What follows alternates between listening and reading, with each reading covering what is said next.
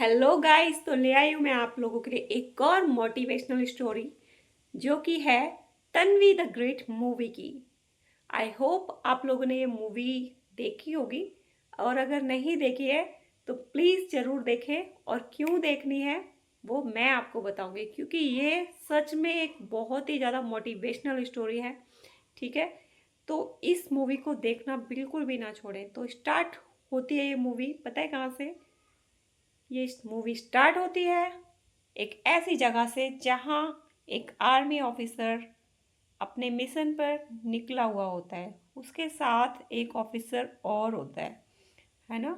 But उस case में वहाँ कुछ एक्सीडेंटल चीज़ें हो जाती हैं। आपको पता है, जो पहाड़ी इलाके होते हैं, स्पेशली जो बर्फीले इलाके होते हैं, वहाँ पर आंधी तूफान का तो इतने चांस नहीं होते हैं, बट बर्फ़ पिघलने के चांस बहुत ज़्यादा होते हैं, है ना।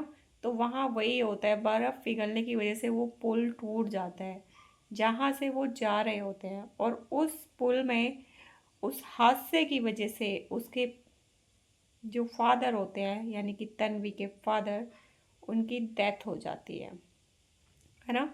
तो स्टोरी बस यहीं से स्टार्ट होती है।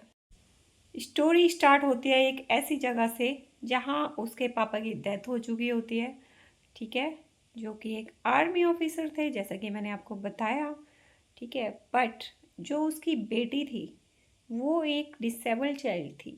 ठीक है, but she is very brilliant, she is brave, she is intelligent.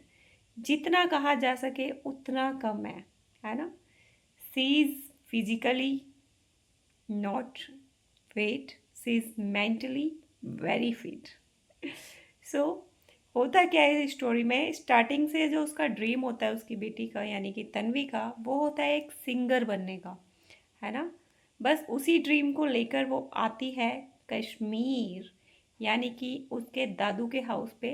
हालांकि वो इससे पहले कभी वहाँ नहीं आई होती है, क्योंकि वो एक डिसेबल चाइल्ड थी।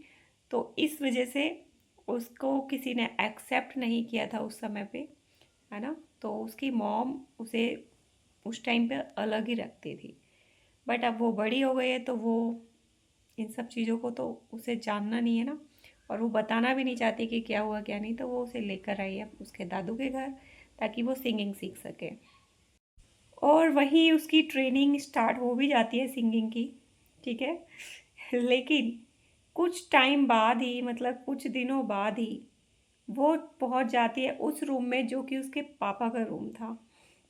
और वहाँ वो कुछ पिक्चर्स वगैरह देखती है, जिससे उसे पता चलता है कि उसके पापा का ड्रीम था आर्मी ऑफिसर बनना। और अभी मैं आगे नहीं बताऊंगी, ये एक सस्पेंस है, तो आगे बताएंगे कि एक्चुअली में हुआ क्या था।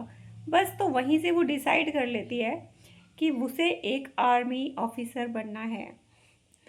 और बस उसी टाइम वो जाती है अपने दादू के पास और कहती है कि मुझे एक आर्मी ऑफिसर बनना है, बताइए मुझे इसके लिए क्या करना है। वो सब कुछ उसी टाइम पे सर्च कर लेती है कि इसके लिए क्या करना है क्या नहीं। बट वो एक परमिशन के लिए जाती है उसके दादू के पास। उसके दादू सोचते हैं कि सपना अपना देखा होगा, कुछ ज़्यादा एक्साइटमेंट हो गई होगी, बस कुछ टाइम बाद भूल जाएगी, है ना। बट ऐसा होता नहीं है। वो सुबह उठते ही उस चीज़ के लिए ट्रेन होने लगती है, उसके साथ जॉगिंग जाने के लिए तैयार हो जाती है। जिस लड़की को शू लेस तक बांधना नहीं आता था, वो आज इतनी जल्दी उठ गई। ठीक है, उसने अपने सारे काम कर लिए और जॉगिंग के लिए रेडी है। वो ये सब देख के उसका दादू चौंक जाता है कि ये आज हो क्या रहा है आखिर ये, है ना।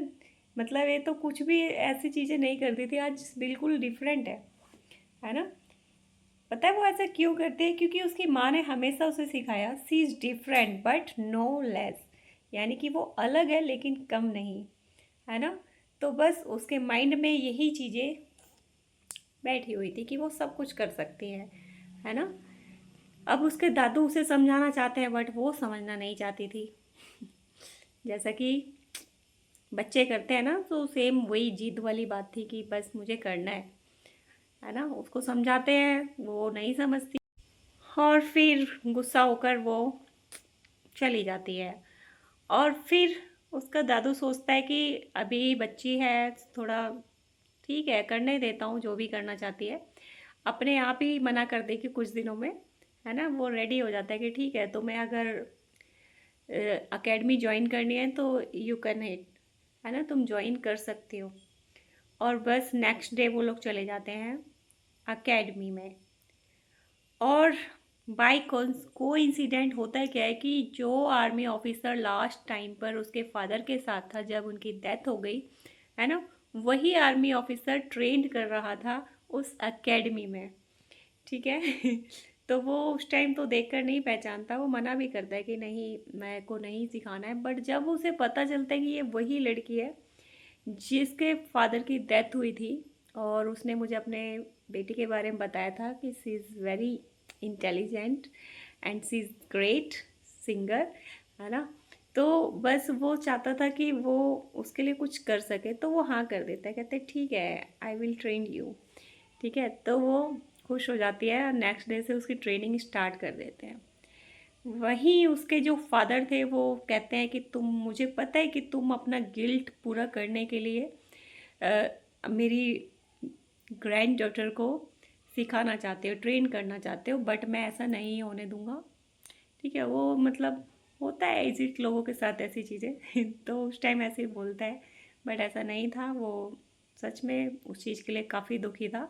ठीक है, वहीं वो तो चला जाता है, बट नेक्स्ट डे वो क्या करता है उसका दादू, फिर उसे भेजना पड़ा क्योंकि वो मजबूर था उस टाइम पे, क्योंकि वो बहुत प्यार करता था अपनी ग्रैंड डॉटर से, है ना, तो वो भेज देता है। और वहीं वो कहता है कि आप फिक्र मत करो, बोलता है कि मैं आपकी ग्रैंड डॉटर का पूरा ख्याल रखूँगा, डोंट वरी। बट होता क्या है, वो ट्रेनिंग लेती रहती है, वो जैसे बाकी लोग ट्रेनिंग ले रहे थे सेम वैसे ही वो भी ट्रेनिंग ले रही थी। ठीक है, उसके साथ ऐसा कुछ नहीं था कि उसे कोई स्पेशल ट्रीटमेंट दिया जा रहा था या कुछ है। ठीक है, तो उसकी ट्रेनिंग पूरी होने ही वाली होती है, तभी एक एक्सीडेंट होता है जिससे वो सिंगिंग सीख रही होती है। ठीक है, वो बाय चांस एक एक्सीडेंटल मतलब गिरने ही वाले होते हैं एक जगह पे, है ना, पहाड़ी इलाके से, तो वहीं वो लोग ट्रेनिंग ले रहे होते हैं, दौड़ रहे होते हैं, तो वो भाग के जाती है, बाकी लोग तो नहीं जाते बट वो जाती है, कहती है कि नहीं मुझे इन्हें बचाना है। ठीक है, वो मना भी करता है उसका ट्रेनर, बट वो मानती नहीं है और उसे बचा लेती है। वहीं उसकी जो वीडियो होती है वो भी लोग वायरल कर देते हैं वीडियो बना के, कहते हैं ना कि लोग बचाते कम है और वीडियो सबसे पहले अपलोड करने की सोचते हैं, तो सेम वही चीज़ थी उस टाइम भी था, वहाँ पे भी एक हमारे जैसा वीडियो बनाने वाला। ठीक है, तो वही होता है।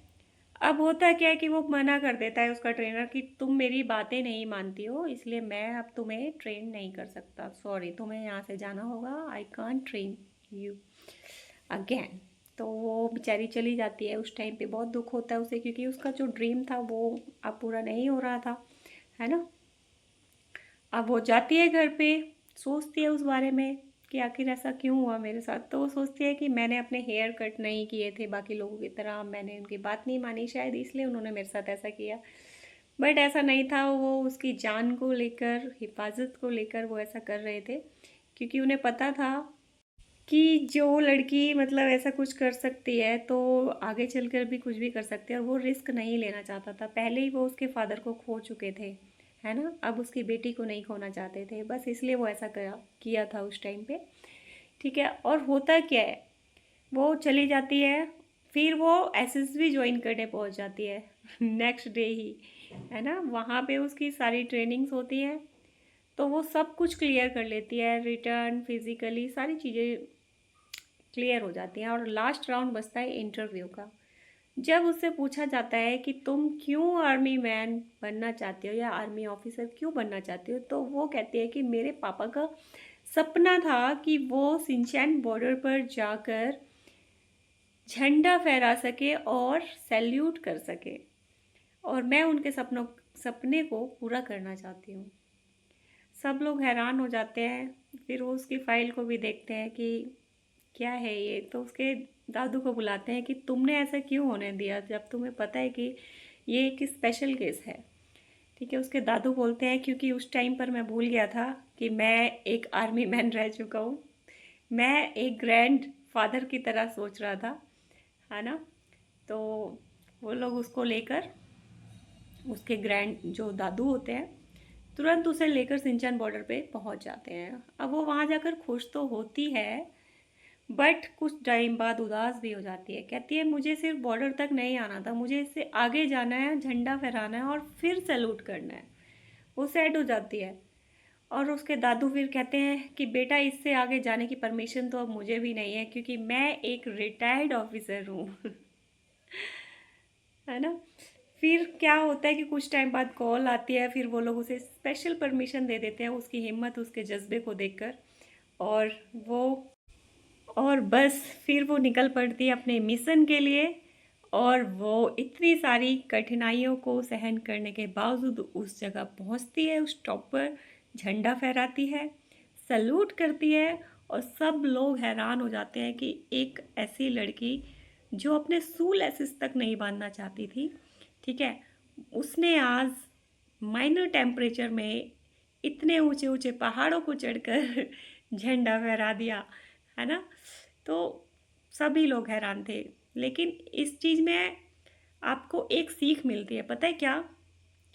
उस लड़की ने कभी ये नहीं सोचा कि मेरे से ये काम नहीं होगा, और ना ही किसी ने उसे ये बताया कि तुम एक डिसेबल्ड चाइल्ड हो और तुम जैसे बच्चे ऐसा कुछ नहीं कर सकते हैं।